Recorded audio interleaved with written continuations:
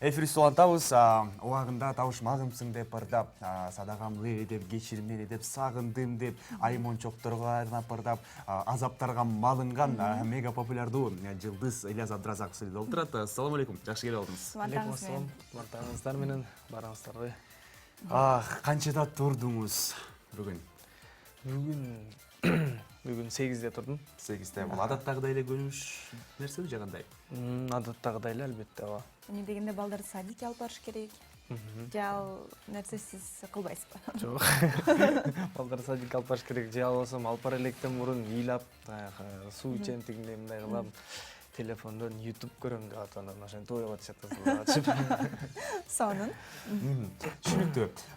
YouTube деп айтып калдыңыз. Бул түздөн түз азыр жаш өспүрүмдөрдүн глобалдуу бир көйгөйү деп түшүнүп атабыз да. Сиздер жаш балдарга колдон келишинче баягы YouTube'дан, интернеттен, баягы планшеттерден, ноутбуктардан коюп бербеңиздер. Ченемдүү эле максималдуу түрдө 2 саат убакыт болот деп. Сиздин балдарыңыз канча саат көңүл бурушат ушул нерсеге? Мен балдарыма бирөөсүнө күндө көп көрө берсе деле болот экен. Бирөөсүнө бирке азыраак көрүш керек экен. Себеби дегенде кандайдыр бир зыяндуулугу бар экен. Ошондуктан кайсыл учурларда бош болгондо, уктабаганда, чарчабаганда өздөрүн ээн эркин эле коебуз. Себеби көп талашып, антип-мынтип көрбө деп тыюу салбайбыз көтөт эле. Улуу балаңыз билем абдан тентек. Абдан тентек. Калдыбы тентектиги? Же дагы эле тентек? Дагы эле тентек, азыр башкача тентек болуп кетти. Андан да күчөгөн. Эмне дегенде аранжировка жаздырган үйгө барганда, ох. Убагында сиз ушундай болчуңуз? Убагында жок, мен убагында мен жоош эле болгом. Себеби бул шоктуктар көбүнчө апасын тарткан болуш керек деп ойлойм. Ильяс байке, азыр чыгармачылык жашоодо эмнелер өзгөрүүлөр болуп жатат, эмне жаңылыктар болуп жатат? Чыгармачылыкта буюрса, эртең жакын той күндөрдүн биринде бир жаңы ырга клип тартайлы деп атабыз. Андан сырткары калган болсо чыгармачылык ыйырлар жаратып, дагы да болсо ушундай аракеттерди кылып жүрөбүз. Негизи сиздердин үй бүлөңүздөр абдан таланттуу. Эмне дегенде Нияз Абдразаков да абдан сонун аранжировкаларды жазат, сиз дагы жазасыз. Бул эмне себептен? Атайын үйрөнгөндүрсүздөрбү же кандай? Бир жерде сабак октабы дейсизби? Ооба, биз да баралы. Жок, бул аранжировка деген мен Нияз болсо, менин жанымда көп жүрүп, андан кийин ошонун артынан көп чыгармачылык тааныштарды таап, анан ошолордун менен чогуу иштешип, ошентип үйрөнүп алдык окшойт. Мен деле билбейт окшойт деп жүрө берчүмүн, кийин менден дагы көп ырлар чыгарып баштагандан таң калып калдым. Анан азыр көп эле казактан дагы ырчы кыздар менен иштешип атат экен. Кээ бир жерлерден менден сурап турат, албетте могу жерине бир кошумча кошуп берчи, мен башымда жетпей калды деген учурларда албетте өзүмдүн кеңешимди берип жардам берем. Өзүңүз кантип үйрөнгөнсүз? Мен болсо, мен кантип үйрөнгөм? Өзүмдүн аракетим менен үйрөнгөнмүн деп айтсам да болот, бирок мен ошондой эле мен чыгармачылык жаатында иштеп жүргөн Мирлан байке деген аранжировщик бар болчу, ошол байкебиздин салымы дагы өтө чоң. Жана ошондой эле көптөгөн биздин музыкант байкелерибиздин салымдары чоң. Акыркы чыгарылган ырларыңыздын катарында Сенин көздөрүң деген чыгармаңыз аябай популярдуулук жаратты деп айтсак болот, жарайт. Ушул ыр тууралуу айтып берсеңиз, негизин кайдан келип чыкты бул ыр? Сенин көзүң башкача деген ыр, Сенин көзүң башкача деген көздөрүнө. Ооба. Бул ыр каяктан Сиз ырларды жаза берип, унутуп калыптырсыз, Жок. Кайсы ыр эле? Ооба, албетте. Жалпы негизи шоу-бизнес чөйрөсүндөгү ырчылардын жарымысынан көбүнүн эле ырларын сиз жазып бересиз да, негизичи. Бул ырдын жаралышына бир Гүлзат деген бир акын кыз менен иштешип калдым эле. Ошол кыздын идеясына таандык. Сенин көзүң башкача деген сөздөрү да жакты. Музыкасын өзүм жазып туруп, анан мындай элестеткен эмесмин, бирок сөз жазгандан кийин жакшы ыр болуп чыкты. Анан клип тартууга аракет кылдык. Анан ошентип азыр эми андан кийин эмет элекпиз, бирок ошол чыгармачыл ошондой чыккан тарыхыч. Анан көздөрүң башкача деп бул албетте бул ушул кыздардын сулуулугун жанагы ушундай айымдардын деп коебуз го, биздин келинчектерибиздин жанагы ушундай карындаштарыбыздын жеңиңиз карап атат окшойт, бир аз коркуп атасыз деп. жок, эми ушул көздөрүң башкача деп бир сулуулукту эметкенбиз го нага салып. Биздин көбүнчө ырчы мырзалар үйлөнгөндөн кийин бир аз иштебей башташат да, чыгармачылыктан бир аз алыстап башташабы. Сизде да бир аз ошол нерсе болду окшойт. Көп телелерден сизди көп көрө албай калдык же көп клиптерди тартпай калдыңызбы? Же эстафета Нияз Абдыразаков өткөрүп берип койдуңузбу? Жок, мен негизи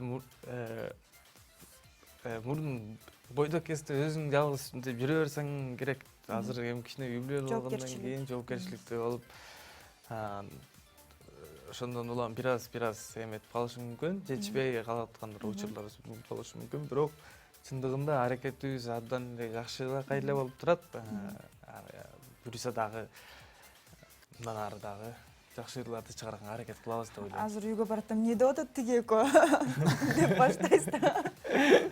Билбейм, балким жаңылышып жаткандырмын, бирок сиз ырчылык карьерадан эмес, карьераны бир аз таштагансып, көбүрөөк баягы режиссурага же болбосо композитор катары мындай атактуу болгонго басым жасап атасызбы деген ой пикирлер жаралып атат. Жок, мен эми режиссер болгондо режиссер эмесмин. Мен аранжировщикмин. Студияда аранжировка кылып музыкаларды. Эми силер ырчылар түшүнүңөр да бул нерсени. Албетте. Ошондуктан биз деген режиссер эмеспиз, аранжировщикпиз, бирок ошол жакына көп жумуштардын убактын көбүн ошол жака бөлгөнгө аракет кылам, себеби ал дагы чыгармачылык. Бирок андан сырткары өзүмдүн жеке чыгармачылыкты дагы алып кеткенге аракет кылам. Бирок ошол учурларда эле өзүмдүн досторума, инилериме, агаларыма, этилерге ошолорго жардам берип, аранжировка жагынан дагы иштешкенге ар дайым эметем да. Тырышам. Негизи сиздин ар бир жараткан ырыңыз бир жүрөктө бир орун табат да. Бунун себеби эмнеде?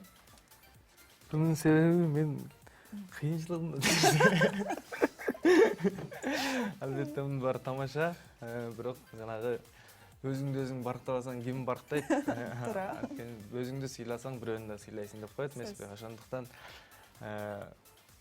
аранжировканы жакшы кылып жасаганга, элдерди ошол угуп аткан адамдардын ошончо убакыт кетирип аткандарына, ошо тойго чакырып же концертке келип акча төлөп көрүп аткандан кийин ошонун баарына талаптуу болуш керек, жоопкерчиликтүү болуш керек деп атайын көптөгөн аракеттерди жасайбыз. Бирок колдон келишинче. Бир күндө канча убактыңызды студияда өткөрөсүз? Бир күндө бош учурларымда эле ар дайым студиядам. Себеби бир аз эс алып туруп эле иш кылбасам, бирок ар дайым студиядам. Кечиресиздер, буларга заптарды жазгандачы. Мен суроо берейин. Негизи келечекте мына 10 жыл деп элестетели, сиздин максатыңыз 10 жылдын ичинде эмне кылып берсем деген Максат бар, 10 жыл ичинде. 10 жылдын ичинде 19.000 текст жазылат. 19.500 да коеюн. ыр жазылат, Ыр жазылат, бирок 19.000 жылдын ичинде көптөгөн жоопкерчиликтүү өзүнүн максаттарым бар. Албетте бул өзүбүздүн Кыргызстан мамлекетибизге аз да болсо ушул маданият жагынан, чыгармачылык жагынан салым кошуп, жана өркүндөтүп дегендей. Жана ошондой эле ошол эле учурда өзүбүздүн дагы жашообузду алдыга жылдырып, ошондой эле балдарыбызды аман эсен өстүрүп, ошондой максаттар бар. Эми анын баарын келечек көрсөтөт деп ойлойм. Ильяз Абдыразаков коллекционер деп билем, машиналарды түрүлөп айдайсыз да. Азыр акыркы айдаган үлгүдөгү машинаңыз кайсыл? Акыркы айдаган үлгүдөгү машинам Chrysler 300 деген машина. Машина албай калыш, аты түшүнүксүз бир машинаны алып турупсуз. Эч кимде жокпу? Ооба. Сурайын деп буга чейин аракеттендим билем, болбой калды. Текст жазганда, саптарды жазганда атайын убакыт бөлүп жазасызбы, же болбосо жазыш керек эле деп туруп эле дароо жазып кете бересизби? Же эргүү келгенде жазасызбы? Текст жазганда мен текст жазбайм. Аранжировка деп айтып атат. Аранжировка жазганда. Аранжировка. Бул негизи түшүнбөйт. Ошондон түшүнүп коюңуздар. Аранжировканы жазганда кандай эргүү менен? Кандай эргүү менен?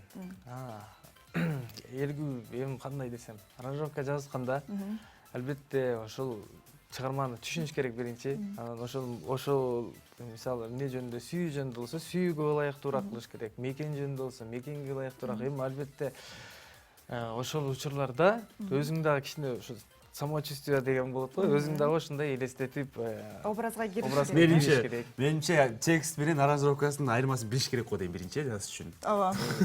Бүгүндөн баштап айырмасын билесиңер. Чыгып алып сурайт окшойм. Ильяс байке, келиңиз анда биздин сахнабызга өтүп, жакшы бир чыгармаларыңыздан аткарып бериңиз. Сизге чоң рахмат келип бергениңизге. Чоң рахмат. Өтө берсеңиздер. Болот. Мына ушундай текст менен аранжировканын айырмасын билбеген алып баруучулар. Бүгүн эфирден жакшы нерсени үйрөндүң болуш керек, Ооба, сөз түрдө. Таң шоуга берүүсү урматтуу телекөрүүчүлөр. Эл билбеген жоруктар деген теманын алкагында сүйлөштүк. Биздин коногубузда, биздин студиябызда Ильяс Абдыразаков конокто болду. Азыр болсо назарыңыздарды студияга бөлөбүз. Биз сиздер менен кийинки эфирден жолукканга чейин деп коштошобуз. Сак саламатта калыңыздар.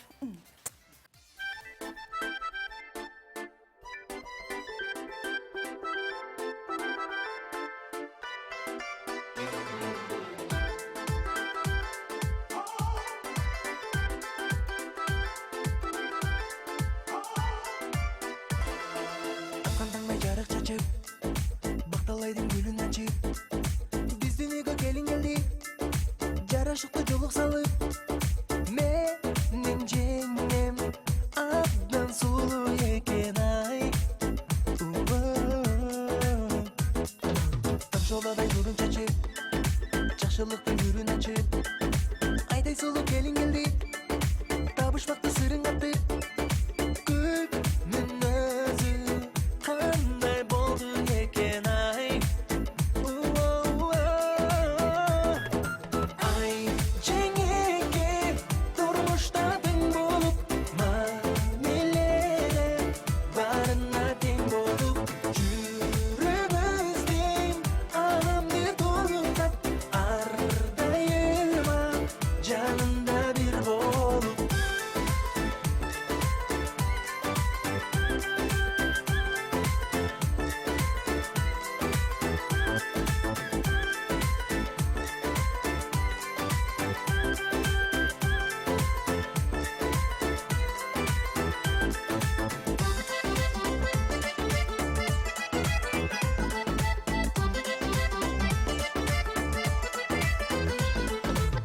Жашка бакыт тилеп, аксакалдар бата берет. Тууган урук бири калбай, ойнай бизде тойго келет. Бизде тойдун шан шүктү ушундай. Артенилер кулда күттү.